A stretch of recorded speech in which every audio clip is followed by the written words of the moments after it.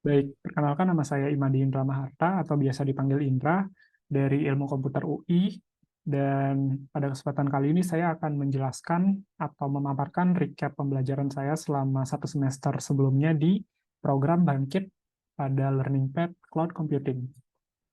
Nah, agenda yang akan saya paparkan pada presentasi ini adalah pengenalan program Bangkit, kemudian mengenai Cloud Computing Learning Path, yang ketiga adalah pembelajaran pada Bangkit, yang keempat mengenai capstone project, yang kelima mengenai relevansi Bangkit dengan perkuliahan di Fasilkom, yang keenam mengenai lesson learned, dan yang ketujuh adalah saran yang bisa saya berikan kepada Bangkit ke depannya. Nah, kita akan mulai saja dengan pengenalan dari program Bangkit. Nah, Bangkit sendiri merupakan sebuah program pembelajaran yang digagas oleh Kemendikbud lewat Kampus Merdeka dengan bermitra bersama Google, Gojek, Tokopedia, dan Traveloka. Nah, di mana program Bangkit sendiri memiliki tujuan untuk mempersiapkan talenta-talenta IT Indonesia dengan skill yang sesuai dengan kebutuhan industri saat ini. Nah, Bangkit Learning Path sendiri sama seperti edisi sebelumnya memiliki 3 buah learning path. Yang pertama yaitu adalah mobile development, yang kedua machine learning, dan yang ketiga cloud computing. Nah, di mana cloud computing ini merupakan learning path yang saya pilih. Maka dari itu, ke depannya saya akan menjelaskan secara lebih dalam mengenai cloud computing ini sendiri. Nah, Cloud Computing Learning Path di Bangkit itu seperti apa sih? Nah, pada dasarnya di Cloud Computing Learning Path di Bangkit, kita akan belajar mengenai konsep-konsep dasar tentang cloud computing dan juga mengenal layanan-layanan cloud yang dimiliki oleh Google Cloud Platform sebagai salah satu penyedia layanan cloud di dunia.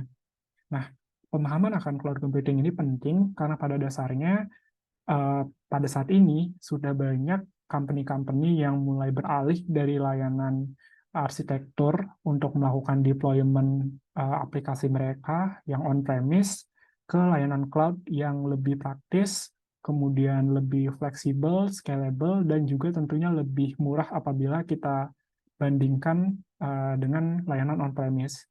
Nah, hal ini membuat kebutuhan akan cloud computing engineer ini sangat tinggi dan sangat penting untuk kita bisa mengetahui dasar-dasar ataupun juga hal-hal yang lebih advance tentang cloud computing. Nah, skema pembelajaran di Bangkit sendiri itu terbagi menjadi 2. Yang pertama itu adalah self-paced learning lewat materi yang diberikan dan kita bisa belajar tentang materi tersebut. Dan yang kedua itu adalah synchronous session yang berupa ILT. Nah, di sini saya akan menjelaskan mengenai 2 skema pembelajaran di Bangkit ini. Nah, yang pertama mengenai self-paced learning, pada dasarnya nanti seperti yang saya sudah bilang sebelumnya, kita akan mendapatkan sebuah materi di 3 platform ini, dan kita nanti harus menyelesaikan materi tersebut secara mandiri. Nah, di mana platform yang pertama itu adalah decoding.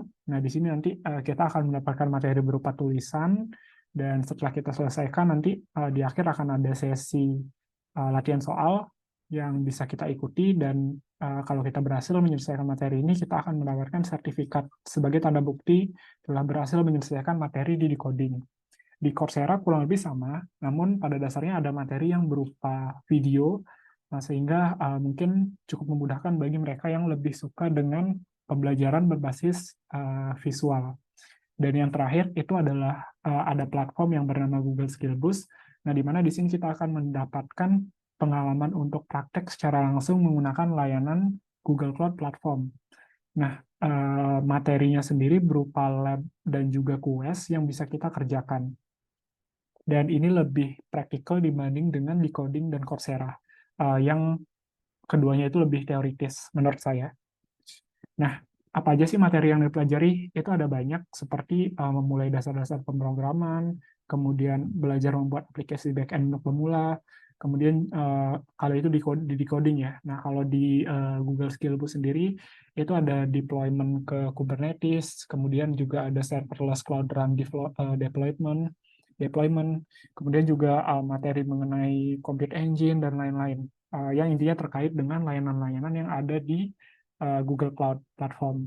Dan kalau di Coursera sendiri, itu ada 2 materi terkait dengan sistem administrator dan IT infrastructure. Nah, di mana di sini kita belajar bagaimana sih cara menjadi seorang sysadmin, Dan yang kedua itu ada the bits and bytes of computer networking, di mana materi yang diajarkan itu terkait dengan dasar-dasar networking komputer yang seperti kita pelajari pada jaringan komputer, pada mata kuliah Jarkom. Nah, hasil pembelajarannya sendiri selain sertifikat, bisa kita lihat juga pada dashboard student, pada dashboard Bangkit. Nah, di mana bisa dilihat saya sudah berhasil menyelesaikan semua mandatory material yang diberikan oleh Bangkit. Nah, kemudian yang kedua, itu ada pembelajaran synchronous session atau dalam bentuk ILT. Nah, ILT ini sendiri nantinya kita akan mendapatkan sebuah mentor, di mana mentornya itu memang sudah berpengalaman dalam bidangnya masing-masing, dan mereka nantinya akan membawakan materi di platform Google Meet. Nah, di mana ILT itu sendiri dibagi menjadi 3. Yang pertama itu ada ILT English, ya tentunya mengcover materi-materi yang terkait cara untuk mempraktekkan komunikasi bahasa Inggris dengan baik. Kemudian ada IELTS soft skill yang membantu kita untuk bisa mengembangkan soft skill kita. Dan yang ketiga itu IELTS cloud computing yang membantu kita untuk bisa mengembangkan kemampuan teknikal kita terkait dengan cloud computing. Nah, hasil pembelajarannya setelah kita mengikuti IELTS sendiri, itu kita akan mendapatkan tes juga lewat platform decoding, dan dari sana kita bisa mengukur sejauh mana sih pemahaman kita terhadap materi yang disampaikan oleh mentor pada IELTS sebelumnya. Nah, selain itu, khusus untuk IELTS soft skill, kita juga akan mendapatkan tugas di Google Classroom dan harus kita selesaikan. Nah, di mana nanti recap hasilnya itu apakah sudah komplit atau belum itu bisa kita lihat pada dashboard Bangkit juga. Dan seperti yang dilihat, saya sudah berhasil menyelesaikan semua assignment IELTS soft skill. Nah, kemudian lanjut ke Capstone Project. Di sini di Capstone Project, saya membuat sebuah aplikasi yang bernama Makmur dengan tema Food Accessibility, Agribusiness, dan Food Security, yang mana Makmur ini merupakan platform jual beli makanan yang jadi konsepnya food waste, jual beli makanan yang sifatnya food waste, tapi masih layak untuk dikonsumsi.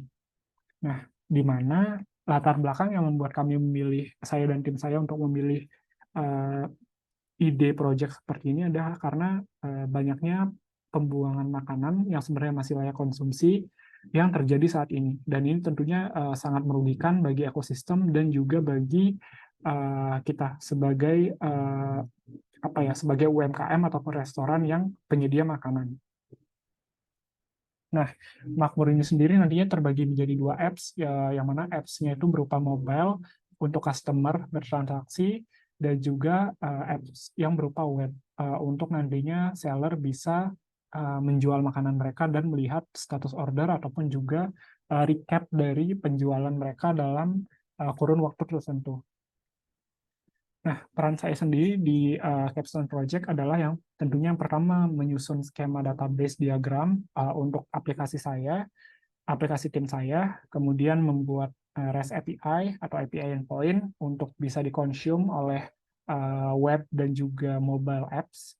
Kemudian yang ketiga yaitu membuat website juga untuk UMKM, untuk sisi seller lah intinya, yang nanti digunakan oleh UMKM, hotel, ataupun juga restoran untuk menjual makanan.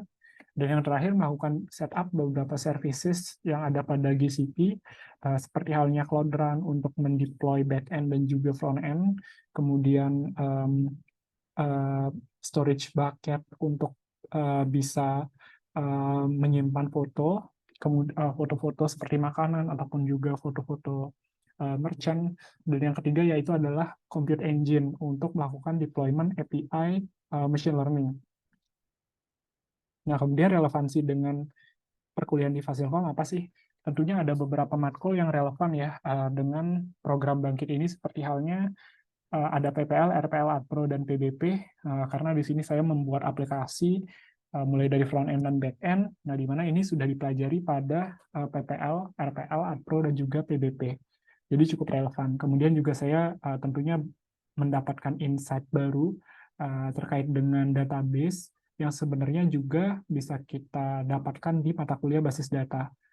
Nah, kemudian saya juga bisa mengenal services dari GCP lalu jauh lebih advance, dan ini cukup relevan dengan pembelajaran Jarkom yang kita dapatkan pada semester sebelumnya, semester 5.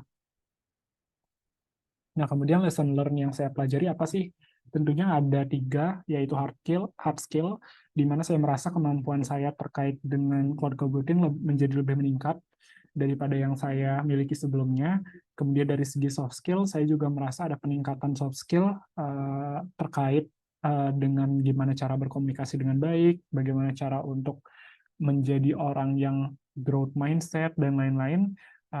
Tentunya ini sangat sangat apa ya, peran dari Bangkit di sini untuk membentuk soft skill saya sangat besar, dan kemampuan berbahasa Inggris juga, karena pada dasarnya Bangkit juga menyediakan wadah untuk kita untuk bisa belajar bahasa Inggris. Jadi Bangkit mendorong kita untuk bisa lebih berani dalam berkomunikasi menggunakan bahasa Inggris, dan meningkatkan rasa percaya diri saya juga.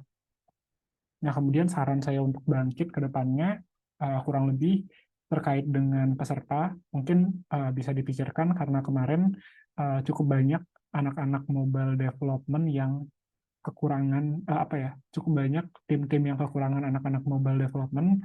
Mungkin komposisi untuk proses open register-nya bisa dipertimbangkan atau direncanakan dengan lebih baik, sehingga nantinya ketika capstone tidak ada lagi masalah seperti kekurangan member dari learning pad lain. Nah, kemudian yang kedua itu terkait dengan uh, informasi atau platform atau layanan yang bisa kita gunakan untuk memperoleh informasi Bangkit.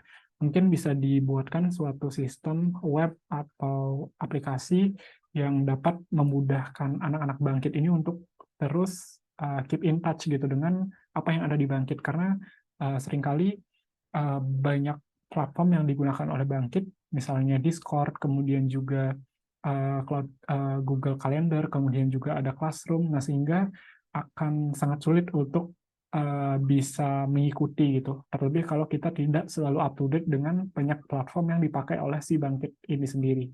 Nah, mungkin itu saja saran dari saya, dan saran tersebut juga mengakhiri presentasi saya. Terima kasih atas waktu dan kesempatannya. Mohon maaf atas kesalahan yang ada, dan terima kasih.